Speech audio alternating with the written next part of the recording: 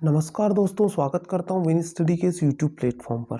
दोस्तों, जैसा कि थंबनेल में देखा होगा कि पंचायत सचिव भर्ती 2023। दोस्तों, क्या है मामला पूरा देखते हैं। 25,000 पद के लगभग खाली हैं दोस्तों। अब देखना ये होगा कि कब तक ये पद भरे जाएंगे। क्या है, चुनावी घोषणा ही है या चुनाव से पहले इस भर्ती को पूरी कर लिया जाएगा या फिर चुनाव के बाद इन पद को भरा जाएगा।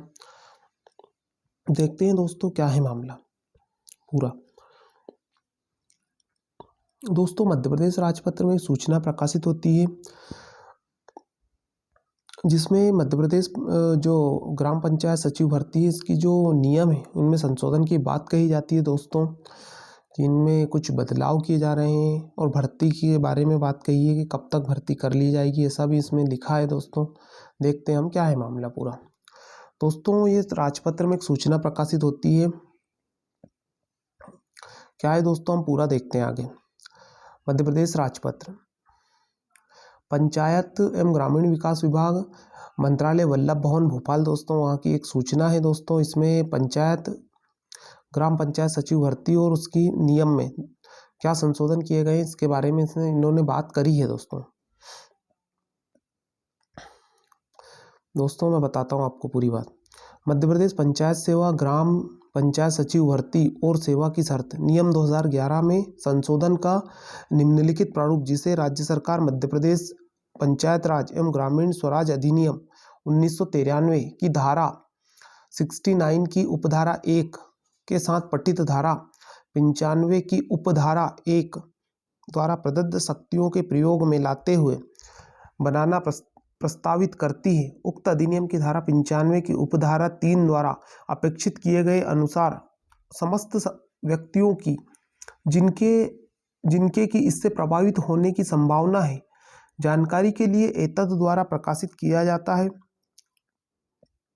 और एतद द्वारा यह सूचना दी जाती है कि मध्य प्रदेश राजपत्र में इस सूचना के प्रकाशन की तारीख 30 दिवस का अवसान होने पर संशोधन के उक्त प्रारूप पर विचार किया जाएगा। दोस्तों, यानी जो 2011 के जो नियमों में इन्होंने उनमें संशोधन की बात करी है दोस्तों। 2011 में दोस्तों ये भर्ती ऑफलाइन होती थी।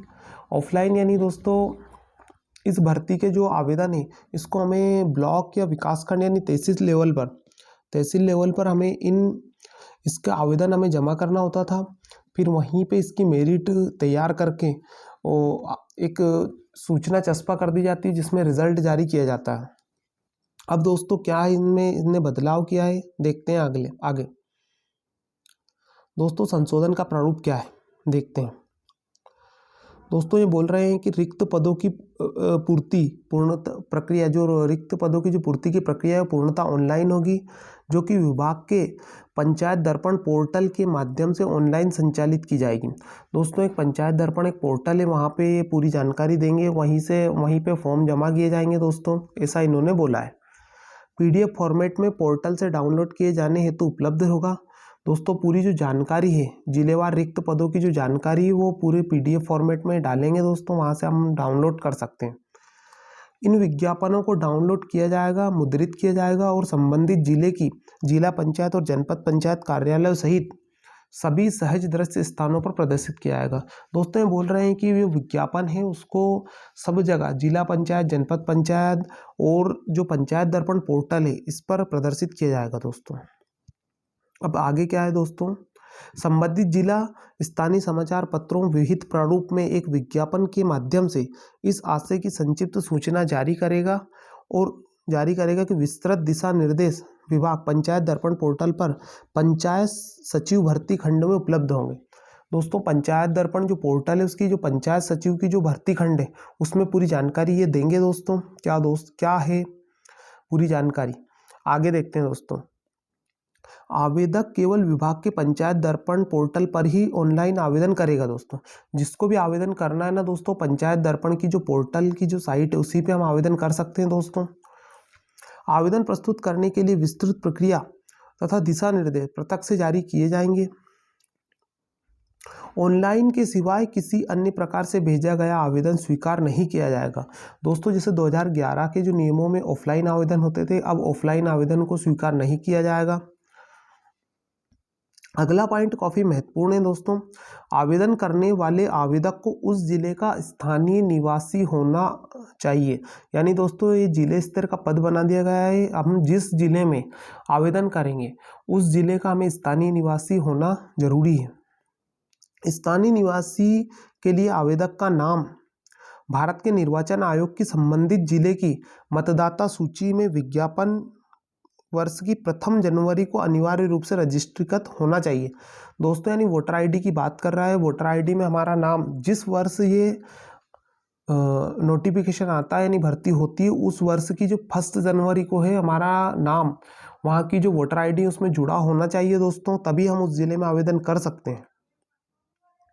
ग्राम पंचायत सचिव के ऑनलाइन प्राप्त आवेदनों की जांच के पश्चात उच्चतर माध्यमिक और उच्च माध्यमिक परीक्षा के प्राप्त अंकों की प्रतिशतता के कुल योग या एग्रीगेट के आधार पर प्रवर्गवार अर्थात अनुसूचित जाति, अनुसूचित जनजाति, ओबीसी, अन्य पिछड़ा वर्ग तथा आर्थिक रूप से कमजोर वर्ग यानी ईडब्ल्यूएस की प्रवणीय सूची तैयार की जाएगी। यानी मेरिट दोस्तों अलग अलग तैयार की जाएगी। ओबीसी, एसटी, एससी, जनरल और ईडब्ल्यूएस सभी की दोस्तों अलग अलग मेरिट 10वीं 12वीं की परसेंटेज के आधार पर की जाएगी, ऐसा ये बोल रहे हैं इसमें।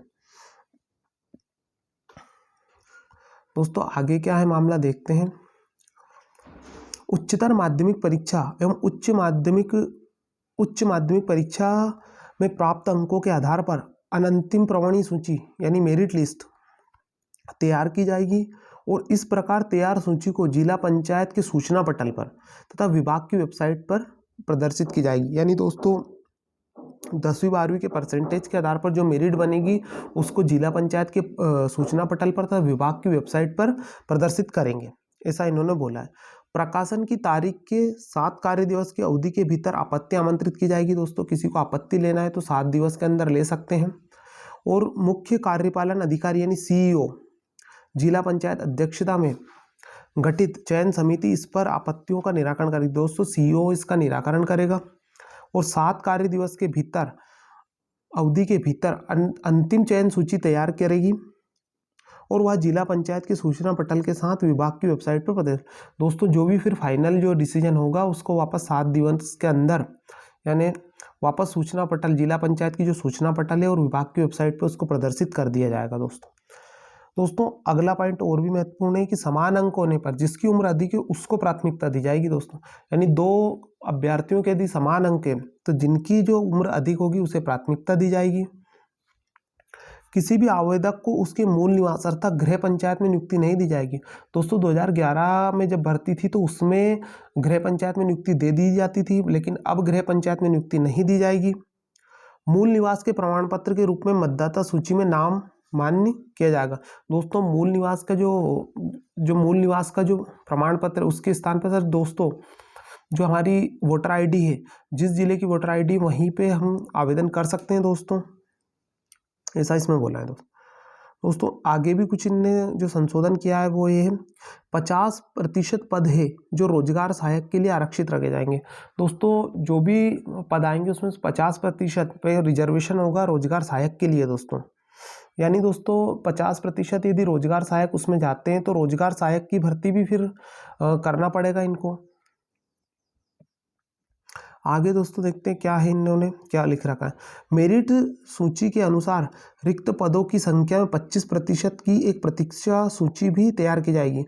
दोस्तों जो भी पद होंगे उसके 25% वेटिंग लिस्ट लगाई जाएगी। दोस्तों प्रवणी सूची तथा प्रतीक्षा सूची जो मेरिट लिस्ट और वेटिंग लिस्ट है जिला पंचायत के सूचना पटल के विभाग की वेबसाइट पर प्रदर्शित की जाएगी। दोस्तों जो भी मेरिट लिस्ट है और जो वेटिंग लिस्ट है दोनों को विभाग की वेबसाइट पर डाला जाएगा और जिला पंचायत के सूचना पटल है उस पर भी लगाया जाएगा। सूची उसके अंतिम प्रकाशन की तारीख से विज्ञापन प्रकाशन के कैलेंडर वर्ष के 31 दिसंबर तक विधिमान्य होगी। दोस्तों ये जो सूची है वो 31 दिसंबर तक 1 साल के लिए विधिमान्य होगी दोस्तों, ऐसा इन्होंने बोला है। तो दोस्तों ये थी पूरी जानकारी पंचायत सचिव भर्ती की। दोस्तों 10वीं ये तो बोल रहे हैं दोस्तों 10वीं 12वीं की नंबर के हिसाब से यानी परसेंटेज के हिसाब से भर्ती की जाएगी। दोस्तों देखते हैं आगे क्या है पूरा मामला दोस्तों क्या होता है। बाकी दोस्तों कुछ छात्रों की मांग ये भी है कि इसमें भर्ती को ऑनलाइन करवाई जाए दोस्तों, या फिर अब देखते हैं दोस्तों। इन्होंने तो यही बोला है कि 10वीं 12वीं के परसेंटेज के आधार पर भर्ती की जाएगी। आगे फिर क्या सूचना होती है दोस्तों, हो सकता है ये अगले महीने ही अक्टूबर में, नवंबर में, चुनाव से पहले ही इसका नोटिफिकेशन जारी कर दे, या हो सकता है दोस्तों चुनाव के कुछ दिन बाद हो। पर बाकी दोस्तों, क्योंकि 1.5 लाख भर्ती का मुख्यमंत्री ने बोला है, माननीय मुख्यमंत्री शिवराज सिंह चौहान ने ये बोला है कि 1.5 लाख भर्ती हम सरकारी पदों पर करेंगे, तो हो सकता है दोस्तों ये भर्ती जल्दी ही आपको देखने को मिल जाए। देखते हैं दोस्तों अब क्या है आगे मामला, क्या होता है। बाकी भर्ती तो आना है दोस्तों, पद क्योंकि 25,000 प्लस पद खाली हैं, ऐसे में दोस्तों भर्ती करेंगे और चुनाव से पहले होने की संभावना, प्रबल संभावना है दोस्तों। देखते हैं क्या होता है दोस्तों, हो सकता है चुनाव के बाद भी हो, कहे तो पूरी तरीके से अभी कुछ नहीं सकते हैं। ठीक है दोस्तों, जानकारी कैसी लगी कमेंट करके बताइए दोस्तों। कुछ छात्रों की मांग है दोस्तों कि इस एग्ज़ाम को ऑनलाइन करवाया जाए, मतलब परीक्षा के माध्यम से भर्ती की जाए, क्योंकि दोस्तों हमारे जो हिंदी भाषी राज्य हैं जैसे उत्तर प्रदेश है, राजस्थान है, इनमें दोस्तों इस भर्ती को पेपर लिया जाता है दोस्तों, और पेपर के हिसाब से ही इसकी भर्ती की जाएगी दोस्तों। वहाँ पे 300 नंबर का पेपर होता है, जिसमें हिंदी, गणित, जीके जीएस, जो 100 नंबर की हिंदी, बाकी जीके जीएस और रीजनिंग वहाँ का पाठ्यक्रम होता है, सिलेबस होता है, उसके आधार पर फिर परीक्षा लेके मेरिट तैयार, सूची तैयार की जाती है। तो हमारे यहाँ भी हो सकता है दोस्तों कि इसमें एग्ज़ाम की कुछ मांग उठे, पर अभी तो इन्होंने 10वीं 12वीं के प्रतिशत के आधार पर ही भर्ती करने का निर्णय लिया है कि हम 10वीं 12वीं के परसेंटेज के आधार पर भर्ती करेंगे। इन्होंने दोस्तों जो मेन संशोधन किया है वो किया है कि जो ऑनलाइन आवेदन लिए जाएंगे और वो पंचायत दर्पण की जो पोर्टल है वहाँ पे आवेदन लिए जाएंगे दोस्तों, और 50% पद है जो रोजगार सहायक के लिए रिजर्व होंगे।